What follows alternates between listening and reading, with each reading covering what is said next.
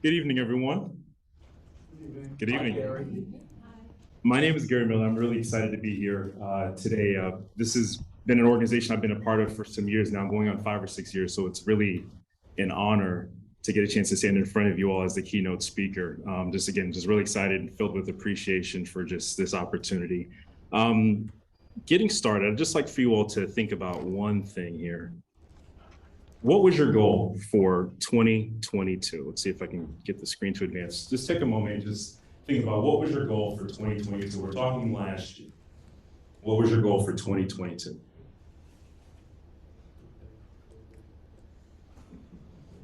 If you can remember it, right? What was your New Year's resolution for last year? Make it through COVID. I'm just saying, yeah. Not to make resolutions. What was that? Not to make resolutions. Not to make resolutions. That's actually a good one. If you have an opportunity, online or in person, just take your phone out and navigate to this link and just let me know which one of the categories did your goal fall into. Usually there's career, money, advancement, family, love and relationship. Maybe there's some mental or emotional things that you want to work on. Fitness is a year over year. It's a winner every year, or other. Just take a moment if you can and participate in the survey. Just let me know which category did your goal fall into for last year. Okay, with that complete, my next question, where's your goal a carryover or partially incomplete? So if you think about what your goals were for last year, was it a carryover? Was it incomplete? Did you actually get it accomplished? Again, another survey. I'm curious to see what the results are for this team. Okay, I'm seeing some responses trickle in. Any guess on the amount of goals that were actually complete, New Year's resolutions, what percentage were successful or what percentage were unsuccessful? I'm just listening for numbers. So 0% actually accomplished. What percent? 3% actually accomplished, okay. What percentage of your goals, your New Year's resolutions, are left incomplete every year?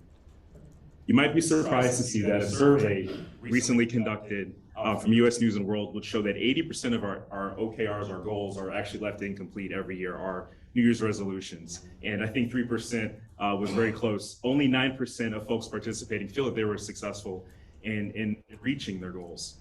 So does this surprise anybody? Why might these reasons be? What are some of the reasons that we think we're not actually executing on our New Year's resolutions or our personal goals, if you will? No plan to do it. Lack of a plan to do it. Procrastination. Procrastination, all right, that's a big one. Distractions that come up throughout the year. Distractions that come up throughout the year. Dropping down. Our goals are like waterfalls, they are not agile.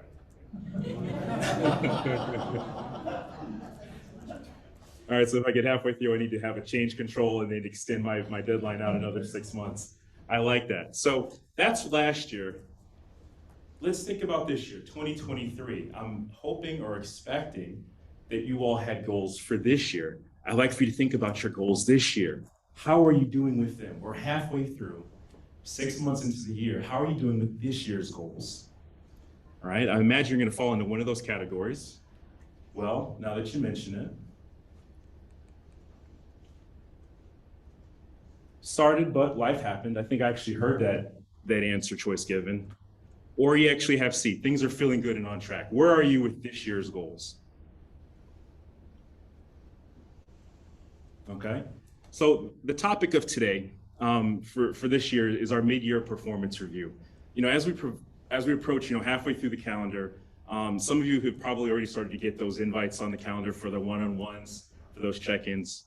For those one-on-ones and for those check-ins. And I just want to remind you, right, that these are opportunities. They're not ambushes for you to check in with your key stakeholders about what could be, a very, very important decision, a very, very important process, which is your progress towards your goal. Not your goal, actually. I would like to say our goal. Why do we question the back? What is an OKRs? OKRs, plural. What's an OKR? Objective and key result. Thank you. Absolutely. So, like I said, these one-on-ones are going to probably start to show on your calendar. These check-ins, these mid-year performance reviews are probably already starting to, dot a lot of your outlooks. I think they're great opportunities to check in on your progress. And then I think about it, it's not your progress, it's really our progress. And why do I think why am I changing this from yours to ours? Well, I think first thing, hard truth. A sprint review without a stakeholder is not a sprint review. A retrospective without your product owner is not a full representation of the entire delivery team. And I think third, an object needs to be moving, within a direction. Excuse me, I'm just gonna go back a little bit. And I think, third, an object needs to be moving in a consistent direction for us to really say we have acceleration towards a goal. So when I talk about the stakeholder, just like in Scrum team, I think that stakeholder is able to unlock answers, they're able to unlock direction and path. And so this conversation around what your progress is or how you're doing towards the goal is really an incomplete part of the picture. I think we really need to look at our stakeholder as a key to progress and understanding what effective steps we can take to move forward.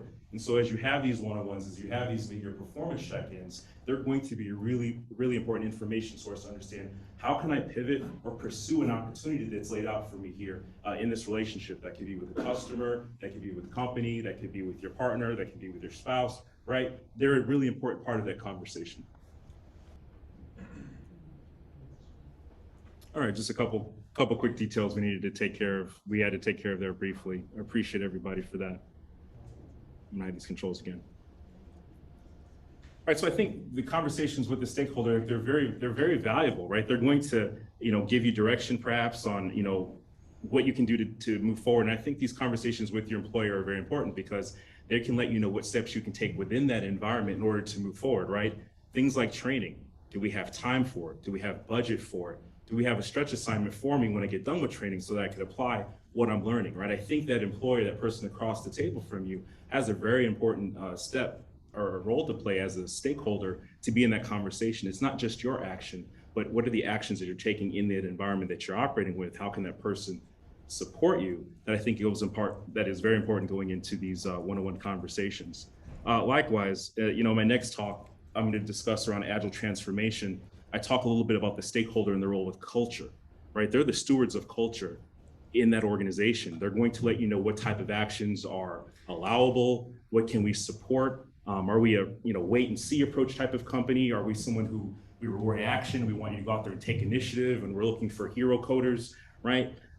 Being aware of the type of organization that you're operating in is just as important as your strategy for executing your goals. So I think that's really an important part of the mindset in terms of what we're looking at. We're talking about our goals and the role that our stakeholders can play within that.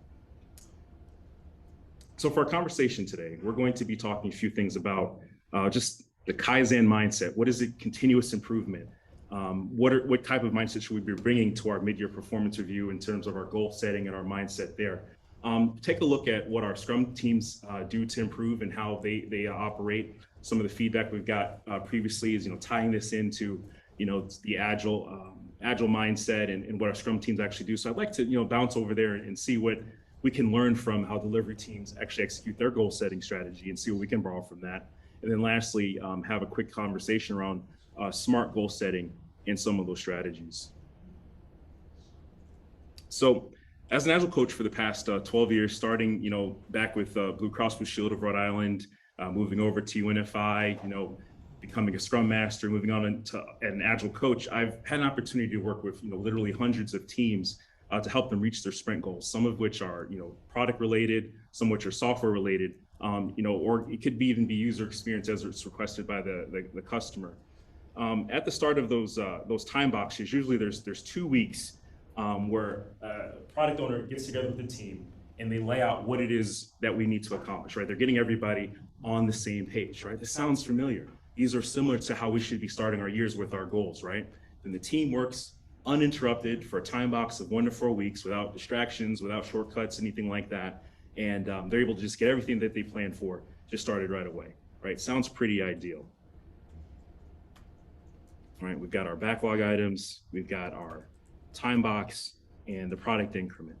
So let's dig a little bit deeper into that. If we look at what the teams are doing, they're taking that mindset and they've added the structure around it. This is the Scrum framework where they have their product backlog. Again, this is where their goals, their hopes and their dreams are. They're breaking those things down into actionable steps by taking those product backlog items and moving them into the sprint backlog. And they're going to focus on which is most frequently a 2-week sprint in that sprint cycle where they're going through their daily stand-up, they're doing backlog refinement, they're checking in with each other, they're having their conversations in terms of what did I accomplish yesterday, what am I going to do today, what are the small atomic habits that I'm undertaking in order to reach that goal. And then we're finishing up with a product increment shown to the stakeholders, again, talking with your stakeholders as a sprint review. And then we have that retrospective. So why are Scrum teams effective? What are they doing differently that we can borrow from them in order to be successful for our own goal setting and our execution? I think the story that often comes up when I'm invited to help a team, unblock their flow and deal with some of the issues they're having, I think the answers, like any good redemption story or kung fu movie, it lies in the fundamentals, right? Can anybody remind the group here, what are the fundamentals of Scrum? What are the 3 pillars that Scrum is built on? Transparency, inspection, adapt. Right? Transpection and adapt, right? So the first step in order to making progress, I think, is having that thoughtful, introspective look at yourself and understanding, where are we? What data do we have that, supports or denies the actions that I've taken, the pathway that I've gone in order to achieve these results? And then if I'm able to, I can have a really honest conversation with myself or with my team and stakeholders and have that inspection. What am I doing that's influencing the outcomes here? And if I care about, again, the customer, the role, the opportunity, I'm going to find a way to adapt and move forward. So this takes me to a question right now. We're at our mid-year, we're starting the month of June. And we have this question. We're looking at our review, we're looking at the feedback that's coming back to us, or somebody's had a powerful conversation with us that's asking us to really kind of reflect on, how did we get here? And if you excuse me a minute, I just have something I'd like to play for the.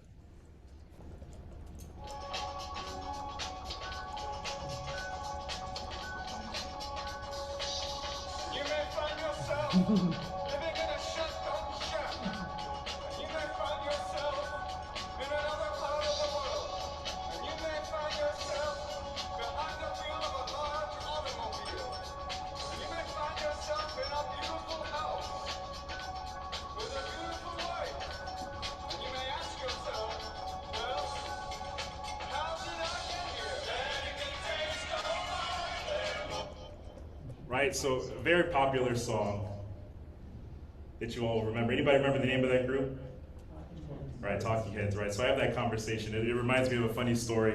Growing up, from Rochester, New York, upstate New York, and it was really cold up there. And so, my parents, were getting ready, me and my brothers were getting ready to go to school, and my mom would come out and, she would start the car, and she'd let me and my brother, we'd sit in the back waiting for the school bus to come. So, we're sitting in the back seat, just kind of, swinging our feet, looking out the window, waiting for the bus to show. And, this song comes on, and I'm sitting there, 8, 9, 10 years old. When the days go by, I'm learning this song, right? And so I see my bus coming. I hop out, my brother hops out first. I join him, and I'm walking up to the school bus, and Jones hops on first. And then I look up at the bus driver, and I go, "You are not my beautiful wife. This is not my fancy car. This is not my beautiful house." And she closes that bus door, and she's going to school, and she takes my brother, and I have to go back in and ask my mom. I says, "Mom, I kind of need a ride to school." She didn't let me. The bus driver did not let me on that day. Needless to say, I made the best macaroni confetti poster I could to fix this relationship with my bus driver so that I could get a ride home.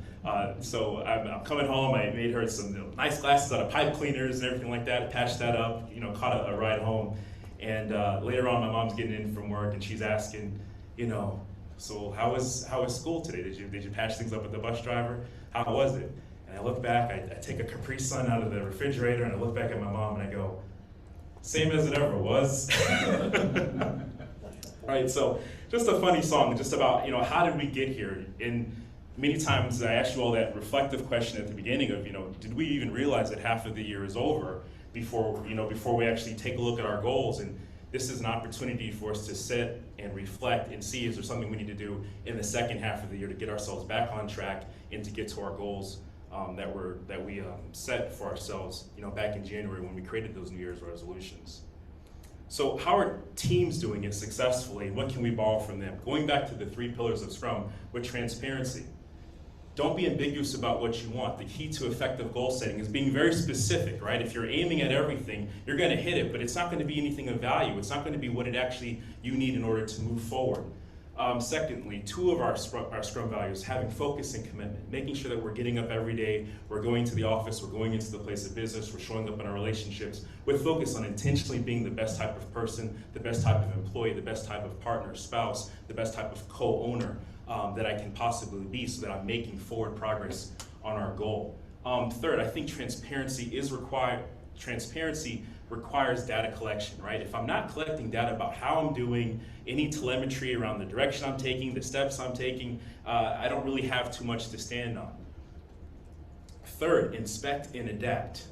The inspection question, right? How are we doing according to the plan? If I don't have a plan, how can I understand if I'm taking any variables, if I've taken some shortcuts or I've taken some path, as you will? Everything is not science. Some of life is art. Most of life is art, and we try to understand it through the nature of science. And so sometimes you have to improvise. Things don't always go according to plan. No plan survives its first contact, right? You have to improvise and adapt. So having that inspection process allows us to sit there again in a trusted environment with psychological safety to understand how are we doing to the plan. Two, having that opportunity to inspect allows us to know if the return is worth the investment. I've taken so many steps forward. The Scrum team does not go the entire year without speaking with their stakeholder, understand, hey, is this the product that you wanted us to build? Is this software providing functionality for you? No, we are meeting every 2 weeks. Sometimes we'd be 1 to 4, but most often we're meeting every 2 weeks with the Scrum team and the stakeholders, again, everyone present, to understand, are you still getting the return for what you as the stakeholder are investing in us as the team? Third, having a good set of leading and lagging indicators can let us know, again, for course correction purposes, am I putting in the right outputs, or putting in the right inputs, if you will, to see success? And then I can check that also with my lagging indicators to let me know if the efforts that I'm putting forth are giving me the type of return, they're giving me the reaction that I'm looking for. Couple good examples here. Anybody recognize these? Leading and lagging indicators. All right, first we have like a Garmin fitness watch, and so if your goal is maybe fitness, the number of steps you take is not going to be a determining factor, but as a leading indicator, it's letting you know that you're doing small atomic habits, you're having success patterns that are going to lead you most likely to a positive outcome. Likewise, are you getting a solid number of hours of sleep? Is your heart rate where it needs to be based off of the activity that you're executing? Fuel, right? Understanding where I am on my road trip, where I am on my journey. And then I had to pull up, my favorite, BlackBerry. I think they have a new movie that just came out recently, so I'm looking forward to unwinding and taking a look at that. But BlackBerry, we have a stock market chart here that's letting us know what our output is in the market, how we're being received, and whether or not we need to make any changes based off of the products and services. What could be some other leading or lagging indicators in terms of our goals? What would be some things that you would look for in terms of your customers, your relationships, your coworkers, and your performance? Or what type of feedback would you be looking to hear or get from those that you work with to understand if you're hitting your goals or close to your goals?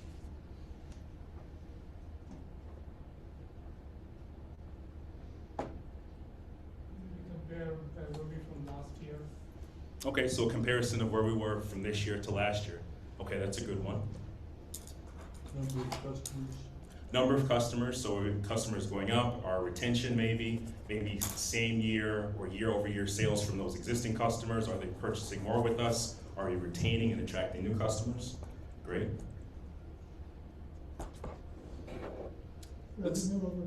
Revenue over time. Let's look at a Scrum team and see how they're looking for their leading and lagging indicators. If I'm looking at this chart, this is a burn down chart. The burn down chart is probably the single most useful team a Scrum team or a delivery team uses to understand where they are in terms of their progress for their sprint and eventually their release.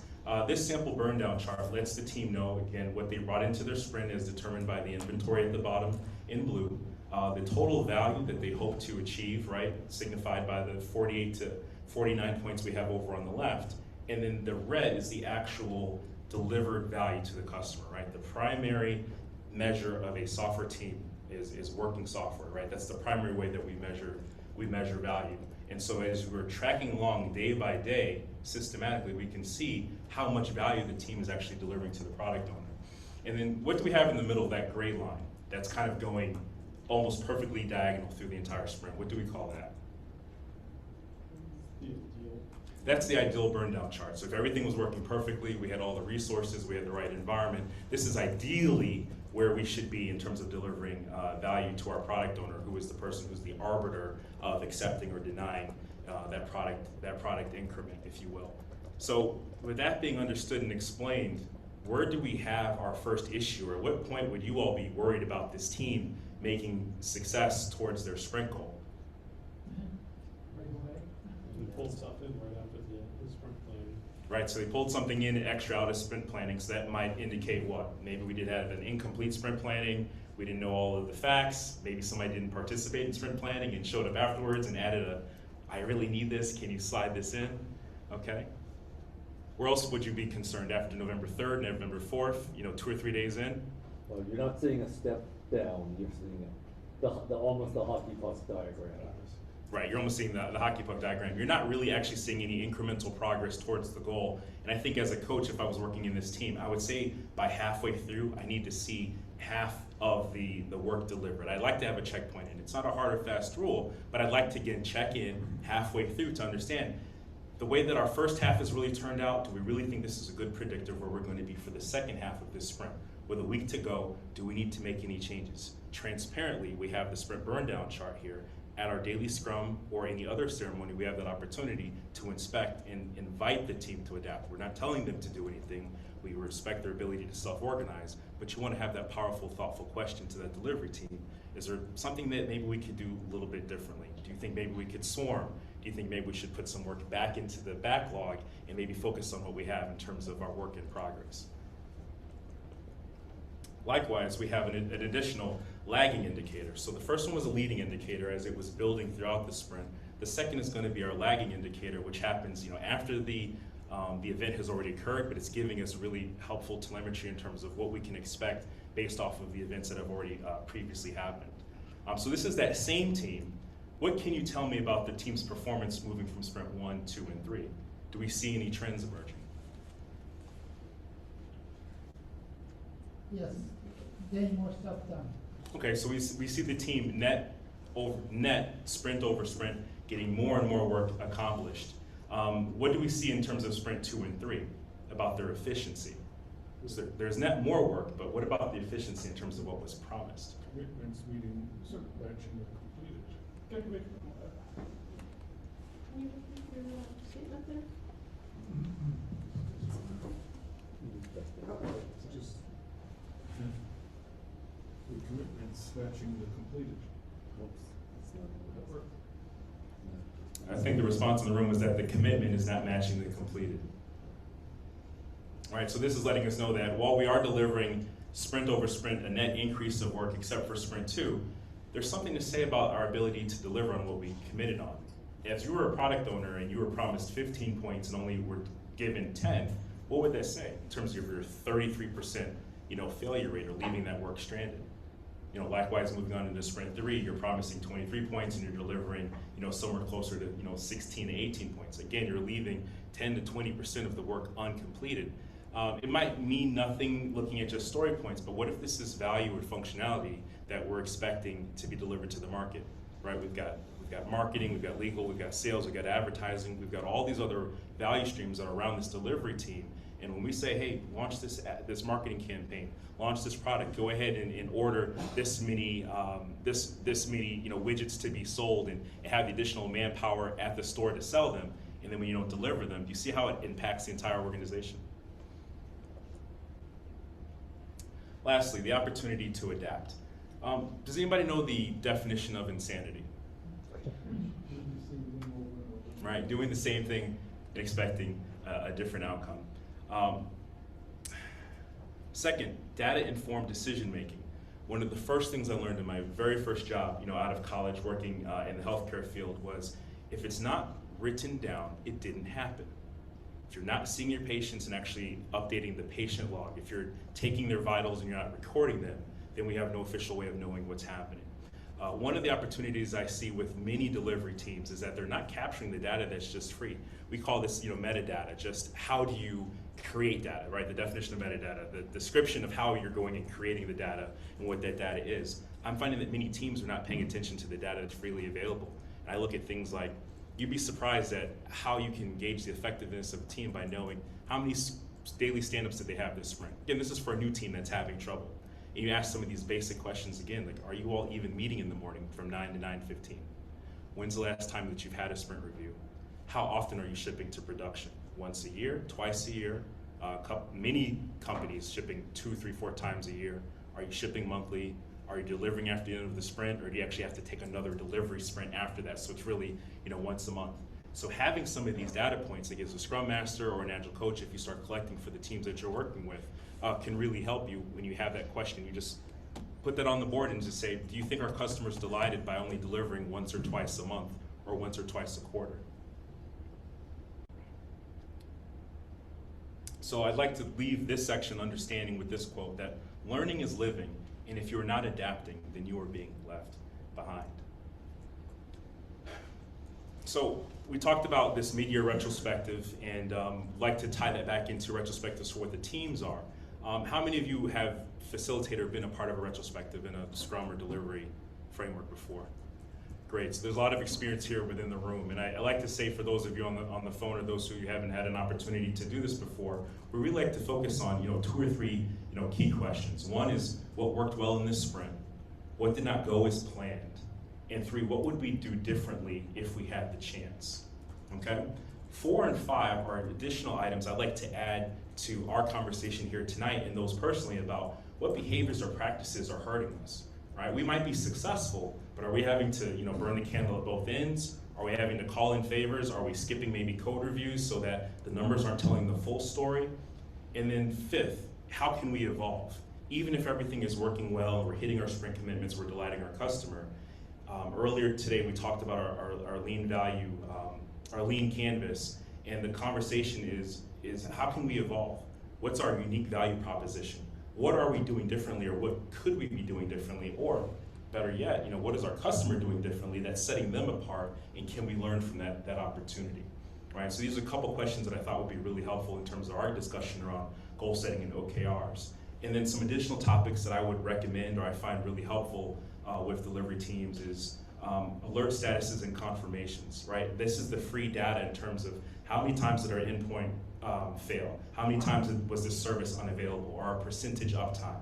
So these are things that take us into SRE, or site reliability engineering, where we're not just focused, or let's say after we are done focusing on just getting this release and kind of wiping our forehead and saying everything's been delivered, well, how is that product actually performing in production? How is it being consumed, right? Looking at system health checks. What's the availability, the uptime, the resiliency, all of the non-functional requirements, the resiliency, the security, the supportability, the extensibility, right? All of these ilities, these are the non-functional requirements of how well our product is performing. Can we take a look at those? Likewise, how are we doing with our CI/CD, and looking at those dashboards and seeing how often are we checking in, how often are we merging, how often are we collaborating? Again, these are just all leading and lagging indicators, but they start a conversation in terms of what the team can be doing to improve.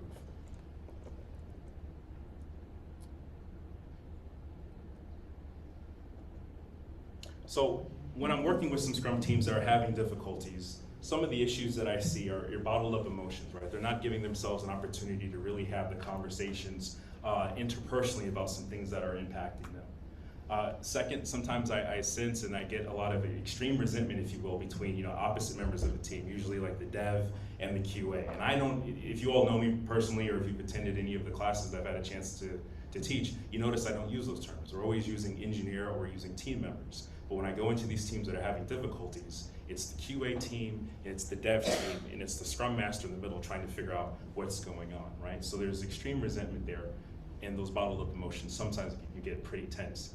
Likewise, you have idle resources and skills. So some people, react to stress by, diving in, or if you're a senior member of the team and you know what the vision is of the product, you can put your head down and you can move forward. But if you have some newer team members who are not yet engaged with the product, they don't really know or haven't been enabled to really take the product and move it forward, you find them to just maybe sit back and watch some of these things play out. You end up with idle resources. You have a team of 9 or 10, but you only really have 4 or 5 people checking in code because you've got some people just really trying to will the product into production rather than engaging with everybody who's a part of the team. This might seem like it's okay, and maybe I can move those people off to a different team, but the problem is here is that with the idle skills, not just the resources, but with the idle skills, I'm not taking advantage of the insights and the perspectives of all of those different people I've put on this team. I've got 7 of you. I'd like to hear 7 viewpoints. I don't want to just hear 2. So I'm losing that diversity in my cultural fabric, if you will, of my team and therefore my company, if I'm not benefiting from everybody who's in that room, in this room here tonight, right? We want to hear from everybody and benefit from all of you all's learned experiences so that we can all walk out with that experience and benefit us personally. So some of the things that we invested in, we improved our team norms, right? We wrote down how we're going to communicate, when we're going to communicate, what's appropriate communication, and the frequency on when we're going to communicate. Things like having team outings, so we had a chance to connect with each other outside of, let's say, like the work construct, and get a chance to understand, how are we getting along personally? How can I really communicate to you in a more effective way? Or remember this conversation we had? I'm not understanding, or I'm not sure that we got the same understanding of that. You mind if we replay that? It's already passed. Let's replay it and see if there's an opportunity for us to improve. And then change control. Understanding, how do we go to market professionally as a team within a company? How do we go to market in terms of our ARBs and our CRBs? User stories. It looks like we have a question. We had a question from another Garry Miller. Okay. I don't think he wrote. I use success factors in building my service team, delivery goals and dependencies, and stakeholder input. How does this differ or align with the OKR and the time box approach presented today? Should I use OKR now? Go ahead. Great, so that's a conversation that we're going to have a little bit later on in the day. The conversation, I believe, is how do we build a successful delivery team using OKRs? The conversation we're going to have in about 4 or 5 slides is that objective and key results are really the way to lead an organization in breaking down the mission and vision down into the team level so that what you and I can take our goals and OKRs, or take our personal goals and actually execute. Something, again, we just talked about in our one-on-one session before this is, it's an easy question. It's like, okay, go build this or go move forward. But the hardest thing is moving from 0 to 1. Like, who takes that first step? How do we take that first step? I gave that analogy earlier today. If we have a box on the table and we're all around it and we're all pushing it, it's going to stay in the same place because we're all pushing at it equally, into the center. What we really are going to use our management by objective and our goals and OKRs by extension is to get everybody kind of on the same side of the table and push in the same direction, the opposite direction, so we actually get some sort of change. And so that's what we're going to use our OKRs for in response to that question online, is that we use those to align everybody so that we can have a consolidated effort in one direction so that we can move the goal, we can move the task appreciably forward in a recognizable way that validates and supports what our stakeholder has asked us to do. All right, so that's the purpose of our goals and OKRs. So individually, right, how do we tie this back to our own goal setting? So we understand what the Scrum team does in order to inspect and adapt. Personally, what can we do? Step on the scale, right? There's no shame because we refine it. If you need to take a moment, if you need to have an external party or a vendor or a consultant, give you, or a life coach, right? Give you an evaluation of, hey, how am I doing? Or if I'm sitting in this one-on-one, take this as an opportunity, not an ambush with that stakeholder who could be your manager. Hopefully it's not your customer. Hopefully you're having this very impactful conversation with your manager before you're seeing it in the market, before you're seeing sales walk away, before you're seeing customers walk away. This one-on-one opportunity, this mid-year performance review, is an opportunity to have that stakeholder let us know, how am I doing? These are the goals, and these are the steps I've taken. Are we really, making the mark? Personally, step on the scale, understand where I am so that I can then create a path to go somewhere. I can create a path to move forward. Be kind and rewind, right? From the blockbuster era. Relax. It's already happened. It's in the past. Take ownership for what's already happened, but also take excitement in the fact that you can now take action to move forward, right? You can take ownership in the steps as you're going to move forward to resolve any issues that might come up in this conversation. Be kind to yourself and appreciate the fact that you are taking the time to have a thoughtful introspective so that you can improve, right? We're all here on the same team, attempting to do the same thing, which is to deliver high quality customer experience. Counseling, therapy, coaching, if needed. Reach out to a professional, reach out to someone beside yourself to get that additional viewpoint or that additional perspective so that you can maybe see things a little bit differently that might unlock you. Because we talked about before on that previous slide, doing the same thing the same way, expecting a different result is insanity. Sometimes, and I'm guilty of it too, because of the way that I think, because of the way that I process the information, I'm coming to that same conclusion. So some of my most important breakthroughs have been when I've been quiet and I say, this is the problem I have and this is what I'm doing. Can you see any issues in why I'm having this problem? Well, of course I am. You're forgetting this input. You're forgetting to check for this confirmation. You're acting without having a schedule because you're being driven by urgency and maybe not by importance, right? You get a chance to get that feedback when you have somebody else give you their perspective. Be present and appreciate the process. One of my colleagues, Coach Tucker, we would do a feedback, a one-word feedback style, where you're able to receive anything and hear anything. You go around the room and just say, well, how was the class, or what did you receive from this model? And the only thing you're allowed to say is thank you. Whether or not you agreed or disagreed with the feedback, the only thing you're able to say is thank you. So if you go into these one-on-ones or these mid-year check-ins with just the understanding that you want to be present, feel your emotions because they're going to fuel you to take action, but listen to what's being shared with you and just say thank you and say this is an opportunity for me to pivot and move on to the next level. You all remember the movie Remember the Titans?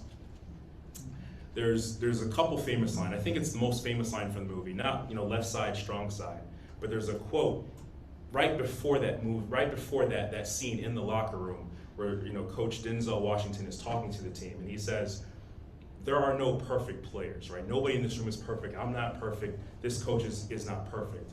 But there can be a perfect team, right? There can be a perfect output. There can be a perfect outcome when everybody's bringing their best and their worst that's balanced out by us doing this transparently with the support of our team members, all right? So we're not looking for perfection. We're looking for progress. We're looking for you to bring your best to the mat and to work with those around you so that the best result can be what is shared.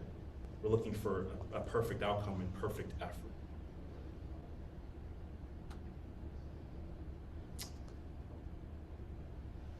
Leaving this module with those who did not learn or know their own history they're doomed to repeat it, right? It doesn't even, you don't even have to finish the entire quote. It's so well known, but how often are we not, we're moving months to months, years to years, and we're not taking an opportunity to look at how we've been performing in previous years or previous marketing periods. So we're missing that opportunity to really, to improve and learn from that. So how does this impact our SMART goal setting? There is an analogy here for setting SMART goals, but I like to think that a strategic mindset allows you to react thoughtfully to understand the SMART goal, right? A strategic mindset allows you to react thoughtfully. So if we talk about the S, what does the S stand for? Right? So specific, having well-defined requirements and success criteria. M standing for measurable, right? Do we have OKPIs? These are going to be objectives and key performance indicators similar to a key result. Do we have metrics? Speed versus acceleration, right? That's a little bit of physics. Speed, any direction, well, it's no direction, but it's just how fast am I moving, right?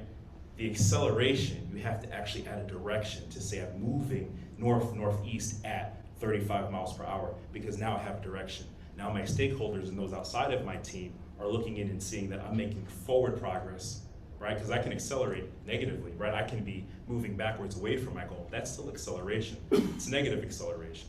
But with the direction, we actually have a positive acceleration and that it's appreciable from somebody outside of the team can see where we're going. And again, transparency, inspect, and adapt. What about the A? What does the A stand for? Achievable. All right, I want to have a logical progression and scale from the current state. Do I have the resources necessary in order for me to reach this goal? Do I have the resources necessary in order for me to reach this goal? And what about R? Relevant or realistic? When I was doing my research for this conversation today, I thought the question would come up, what's the difference between, achievable and realistic? And what I was able to surmise is that, achievable is, do you have the resources, do you have the time available for you to put into reaching this goal? The second question about realistic is, if you do all those things, is there enough time in order for you to get the result that you're looking for, right? I can go 100%, I can lock the door, I can, clear my calendar, and I can, focus on writing this novel, but do I have enough hours left in the day to meet the deadline? Even if I'm completely sold out on my goal, is that going to still be enough? That's the difference between if it's achievable, do I have the resources, and realistic, is the time frame that I have now laid out for myself, am I going to get my end result? And then what about T? Time. You know what they say about time, right? Time flies like an arrow, fruit flies like a banana. So when do I need this realized, right? A goal without a time frame to achieve it is just a dream. We want to make sure, in order so we keep the sense of urgency that's necessary for achieving these goals, making sure that we have a due date, we have a timeline in mind for when we're going to check in. If not, we're just going to be working on these things forever. We're not able to prioritize it because we can't weigh it against our other priorities. And it's just something that is never first and second. It's more important than 9 or 10th. It just kind of sits there in the middle. Going back to slide number 1, it just turns into that carryover. It becomes part of that 80% of New Year's resolutions that are never really, realized because they're important enough to know, but not enough to take action on.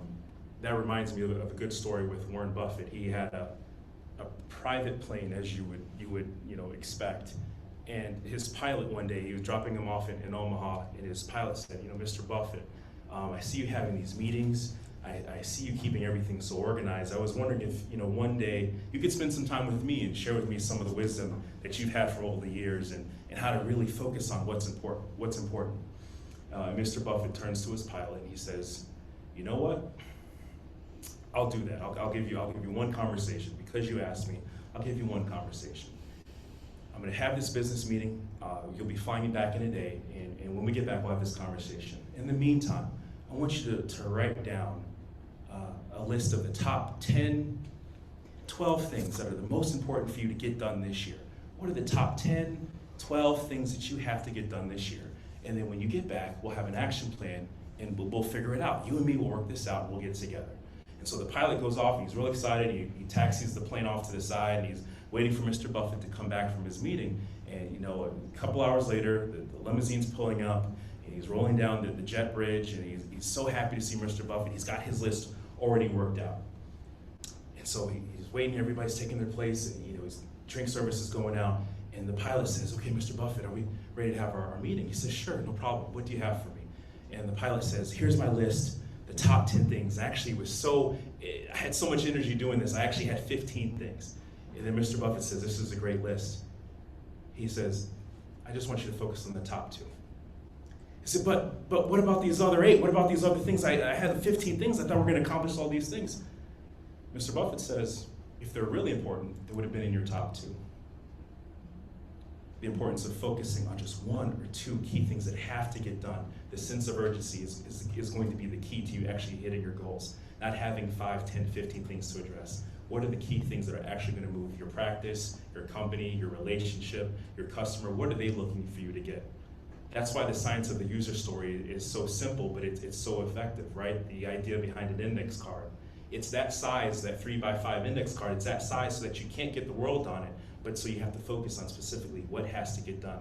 And it helps with decomposition, so the team has one item for one persona, and it's going to provide us this value, and that value is very clear, right? So we can take that step and make it progress by progress. Focusing on the idea of the 1%. If we can just be 1% better every day, rather than trying to move mountains, if we can just be 1% better every day, by the end of the year, we'll have a 30% net increase. If we have that consistency of just trying to be 1% better every day. And lastly, the conversation about management by objectives. So the MBO created in 1954 by Peter Drucker, right, a very famous business leader and consultant. And it was worked on by, I believe, like Andrew Doerr, and it's been moved on to several other companies where it was picked up and made really, really popular at Google. And they're probably one of the case studies you see if you're looking up OKRs. What is the mindset behind it? Where does it come from?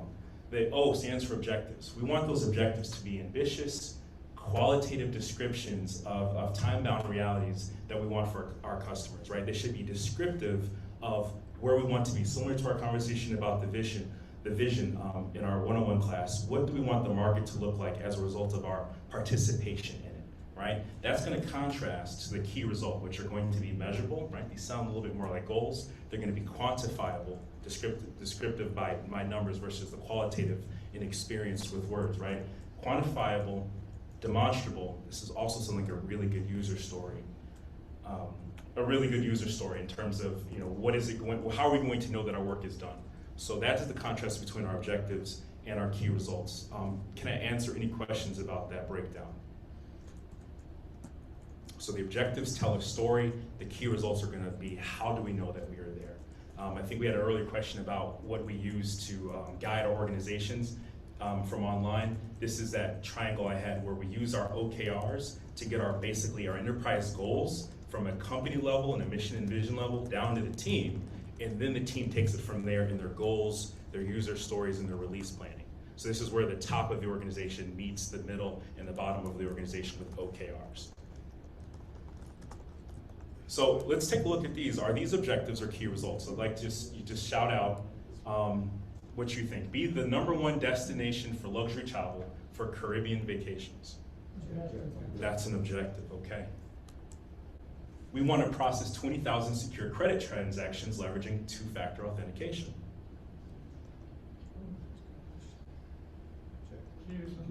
It's a key result. You already put the color coding there.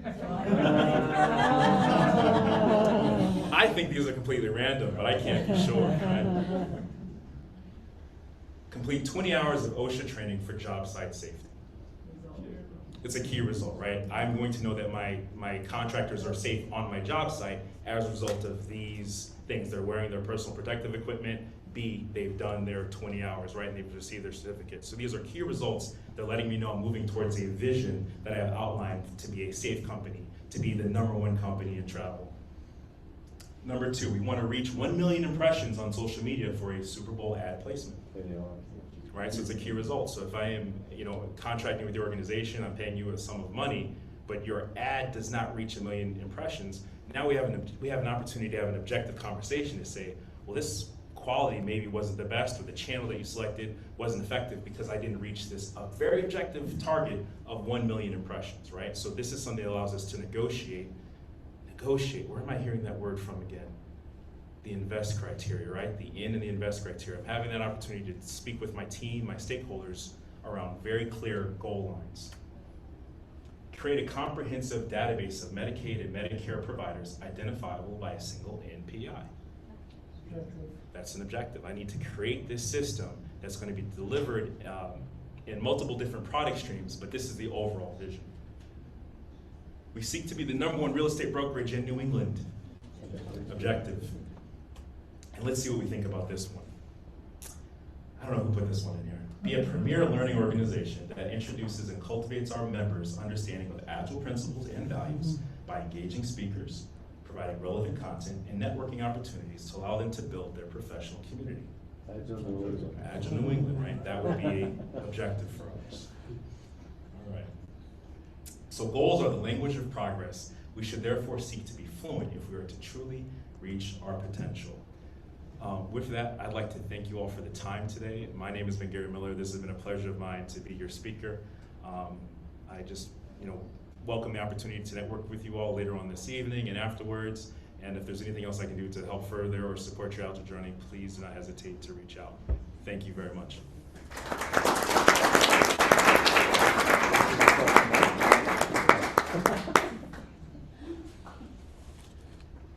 Thanks, Garry. Thank you, I appreciate it, Lee. Thank you.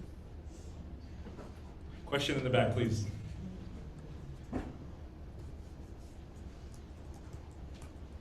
A detailed question. What does TEP stand for? Teal Education Partners. It's a partnership that I was able to be a part of founded after Dr. Lalou's mindset of the teal mindset, which is very similar to our agile thinking of just being able to be flexible, being able to take the information in from those that we're working with and incorporate that into our own thinking and enacting styles to deliver a better and brighter future. So Teal Education Partners is what that stands for. You can find more information on our website, thinktep.com. Rama, Good evening. what's the difference between KPIs and OKR, and why do we use one versus another? So a key performance indicator is similar to a metric. A key result is going to be a state of being. So I have obtained this certification, we've obtained this market share. That blends really closely with a key performance indicator, which is the number of impressions, the number of hours, the number of sales, the number of phone calls. So they tend to blend, and you'll see that in the market that we use them interchangeably, or that they can be used interchangeably. But again, I like the performance indicator is going to be a number, whereas that key result is going to be a state of being in terms of like where we are. It's going to be qualitative, what we've accomplished, where we are, how are we operating. So I might be operating at this level, I might be performing in this venue or this theater, versus the KPI could be, pounds, it could be miles, it could be hours, it could be dollars. I'm not going to have that really as a key performance indicator or a key result. That's going to be a KPI that my machines are operating at this efficiency level, or my endpoints are at this uptime level. Does that help? Thank you so much, I appreciate it. Thank you. From the online folks, when managing a service delivery project with well-defined customer deliverables, do we adapt and adopt what the product owner has presented, or move to our preferred and proven Scrum approach? Perhaps a blend of the two makes sense. Are we diluting Scrum best practices? Sort of a three-parter. That's a great question. So when we're looking to move forward, do we go with our own mindset? Do we go with our own tried and proven ways of moving forward? Or do we talk with the product owner to understand what their mindset is and maybe try to have some blending of the two? I believe that is my understanding of the question. This reminds me of a good mnemonic of the 3 C's of a user story. Can anybody share with me the 3 C's of a user story? What goes into a good user story? Not just the invest criteria, but what are the 3 C's that describe a user story? The first one is the card. The second one is the conversation. And the third being the confirmation. So in answer to this question, it's like, sure, I could listen to the product owner and just take their ticket and then go off to my dev center and then just build what I think they want. But it may not be responsive or reflective of what their true needs are. If you've gone through any of the Scrum trainings, there's an exercise where the coach will stand at the front, of the facilitator will say, I want you to build me a vehicle. We can do it now, right? I want you to build me a vehicle, carries 2 people, pretty fast, maybe 30, 35 miles an hour. I gotta be able to carry my groceries home in it, and I wanna be able to, drive it whenever I want to. And it needs to be red. What did I ask you to build me? Just in addition to the correct answer, what type of vehicles come to mind with that type of description? Right? It could be a car, it could be a 2-seater, it could be a go-kart. The correct answer at the end of that conversation is like, I just asked you to build me a bicycle, but without the conversation between the two of us, in a group that's never heard this before, we get all these different type of answers. So the same thing happens with requirements. The same thing happens with our one-on-ones and our goals. It's like, how do you expect me to deliver this? Do you want me to go pay for this myself? Do you want me to put in the extra hours? Are you going to provide a mentor towards me to help guide me towards this, or I'd have to take action by myself? So back to the question online, the conversation, card conversation confirmation, theory comes into play, where I think you should have a discussion, honestly, at the backlog refinement, which I think is, if you ask me, I think that's the most important ceremony or activity that the Scrum team can provide. I mean, at the retrospective, the sprint's already complete. Yeah, you're gonna get some lagging indicators about what to do differently, but I think the backlog refinement is where you really do have that psychological safety to have the conversation and open up those user stories, open up that dialogue and understand, hey, what is it that we're actually going to do? Not just armchair quarterback about what already happened, but what are we going to commit face to face to move us forward. So I would blend the conversation. The request comes from the product owner, the effort comes from the delivery team. The two of them have to work together, again, to have that acceleration towards a pathway. If not, you're gonna have one expectation of the product owner and the dev team going off on their way to deliver what sounds nice or what works best for them, but it may not fit the finish of what was requested. Thank you for that question. Any others? Mag, anything else online? Beautiful, beautiful. Well, again, I really appreciate you all's time tonight. It looks like we finished within our time box. I think I would like to, Amy, I think you're gonna close us out. I am, yeah, I'm coming back. Beautiful. Thank you.